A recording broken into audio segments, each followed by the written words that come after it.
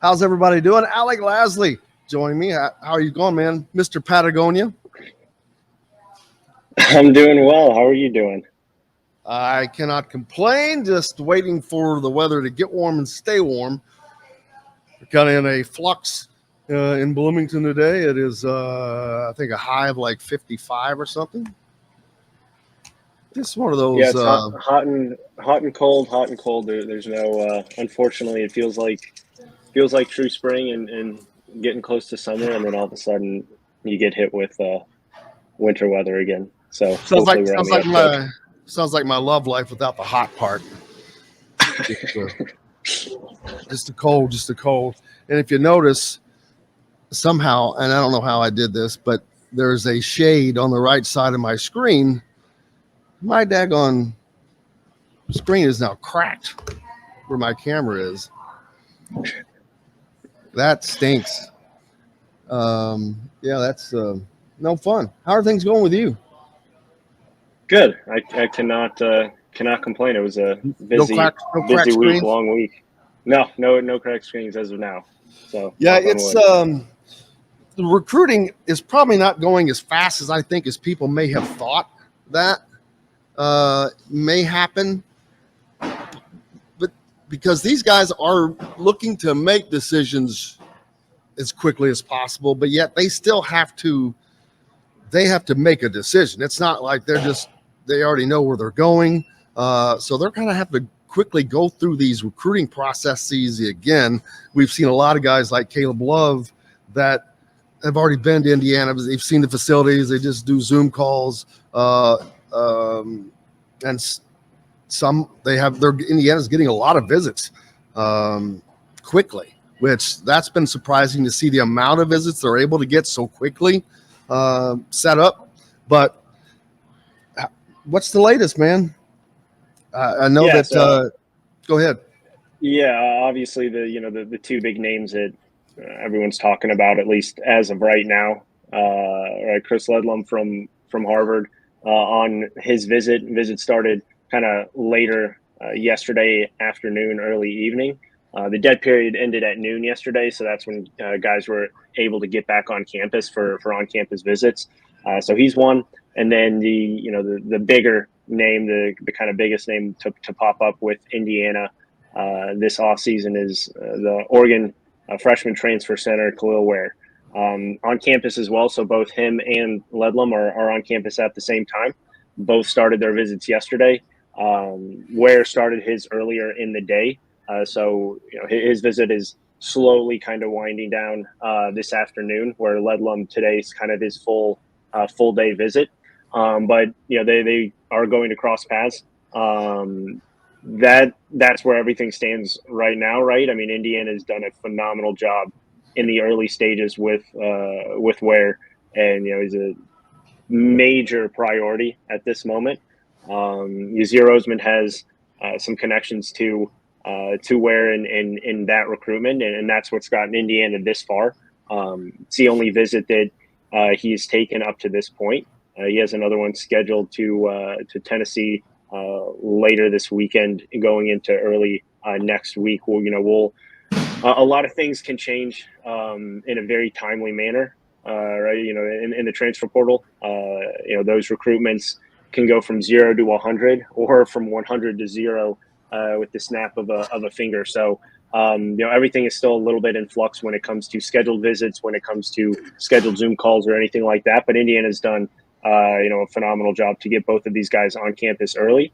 Both the only visits that they have been on up to this point, and that's critical when you look at trying to land two guys who are at the top of their list at the moment, and that's exactly what both of these are for Indiana. And that's what they're hoping to get out of this weekend is a potential commitment from one of the two, and they stand in good shape with both at the moment. And we'll see what the next kind of 12 to 24 hours bring for both of those guys.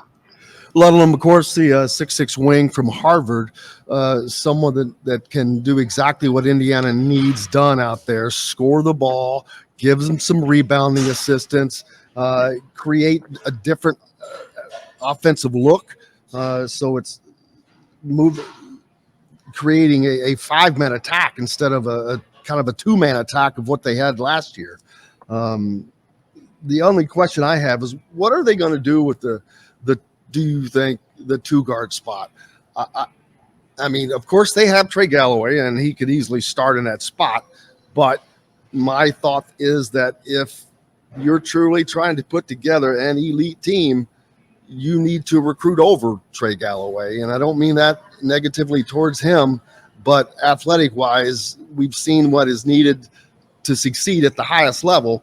And it doesn't have to necessarily be a starting role, but they've got to have someone that can come off the bench. Xavier Johnson, even if he's back, which I expect, he's not going to play. You don't want him playing 40 minutes, especially coming off of the injury that he had. So they're going to need a backup point guard, basically, in essence. Yeah, I mean, the biggest emphasis that they've obviously put, through the first month of the transfer portal since it's been open has been in the front court. It's been pretty evident, obviously, landing Ball State transfer Peyton Sparks and going after, Caden Shedrick from Virginia, another 6'11" forward as well. And you kind of look at all those players that they've really been super invested in up to this point. They've been, either 6'7" forwards, kind of small ball hybrid forwards, or centers. And, they have a lot of open minutes in the front court. So that's obviously a major priority for them. But I think at this point, they sit pretty well with some of those targets in the front court. You obviously have landed Peyton Sparks, who adds to that depth. You're sitting in a good spot when it comes to that aspect of it. You start going down the line, right? I mean, you need shooters, and doesn't have to be a starting 2-guard, but you need guys who can come in and play that role as a knockdown shooter, or else it doesn't matter who you get in the front court, because we saw at times throughout the career of Trace Jackson Davis what that offense looked like, right, when there were not that many shooters around the floor, especially at the 3 and 4 spot. We know what we're going to get with Xavier Johnson in the backcourt for Indiana, and that's a guy who can shoot a decently high percentage, but is just not a super high volume shooter from the perimeter. So you need guys outside of him and Trey Galloway who are going to be able to come in and be knockdown shooters. All right, you potentially look at CJ Gunn as someone who's going to step up and potentially take on a little bit more of that role off of the bench. But you need experienced players. We've seen this now time and time again, right? Experience wins. Talent obviously wins, but experience takes you very, very far when it comes to NCAA tournament play and late in the season winning big time games. So Indiana needs experienced guards to kind of shore up that backcourt, and they need knockdown shooters. And this is not knockdown shooters who can make one or take 2 or 3 a game. They need volume shooters who are going to take 5, 6 threes a game and really spread that defense out and be able to spread the offense out as well. Because if you're not going to be able to do that, then this offense is going to really, really struggle, because at the moment, there is no Jalen Hood-Schifino walking through the door, right, in the transfer portal for him or as a freshman. So they need someone who is going to be able to create instant offense from the perimeter, if it's not going to be someone who's going to be able to make plays off of the dribble, for easy opportunities for themselves. Xavier Johnson is going to be able to do that, but he's not going to be the one who's going to be able to obviously knock down those perimeter shots that we saw at a higher rate and at least higher volume like Jalen Hood-Schifino. It's crazy as this sounds, but if you wrote out the formula, IUBB minus TJD minus JHS equals IUBB plus next year. And I sucked in algebra, so that's going to be as close as we get to formulaic math. But I think this team could actually be a better overall team next year than they were next year, because of what Mike Woodson is trying to put together. They simply did not have the weapons, or they may have had them, but I hate to say they weren't able to use them. They didn't use them. Mike Woodson was limited somewhat. I mean, you've got an All-American in Trace Jackson Davis, so you have to use that to as much advantage as possible, and you've got a lottery pick in Jalen Hood-Schifino. But that kind of goes back to when it was Romeo Langford and Juwan Morgan. You had 2 NBA players on that team, yet they just weren't a very good team. And it's kind of like last season. They were a lot better, of course, but they've got to get to where it is a 5-headed monster, not a 1 or 2-headed monster. And because we see teams like Miami, my God, they can get it from all over the place, whether it's Nigel Pack, Isaiah Wong, Norchad or Mir, or whomever it might be. And UConn, you just won a national championship. They're getting production from all over. And that's what you have to have. It cannot be a two-man game. And Indiana found that out. But man, I think that they could actually be a better team next year from the pieces they're putting together right now. Yeah, I mean, they still have, a lot of question marks around this roster. And, as you look at it right now, no real go-to player. You need that, right? There's a lot of responsibility that's going to be put on Malik Renew as that post player. Obviously, you look at what we've been talking about here with some of the forward transfers that Indiana's going after. It's going to shore up that front line, but Indiana, while they may be more spread out in terms of ability to get scoring from other options, you're going to be hard pressed to kind of see what this offense can do until probably mid-season, just due to all the new pieces that are going to be put in. A lot of it needs to be around, Xavier Johnson and the perimeter play. And unfortunately, there's just not a lot of answers there at the moment. So, I don't necessarily, disagree that it could be potentially better all around, but you need to get some big time scores on the perimeter, because there's a reason Miami and UConn went that far. They had one guys that were in college for a few years, obviously outside of Jordan Hawkins, who was only a sophomore. But you look at what they had pro players, they had shooters, and they had guys who could create off the dribble. And those are 3 things that Indiana just has really struggled with over the last few seasons to not only develop, but to produce. And outside of Jalen Hood-Schifino, they just have not had a guy who can go get a bucket when they need it. And he did that all last year, bailed Indiana out of a lot of really, really poor offensive sets. And Mike Woodson talked about it, at the end of the season. He does not know what the style of play is going to be next year. And a lot of that's going to have to get figured out here in the next month.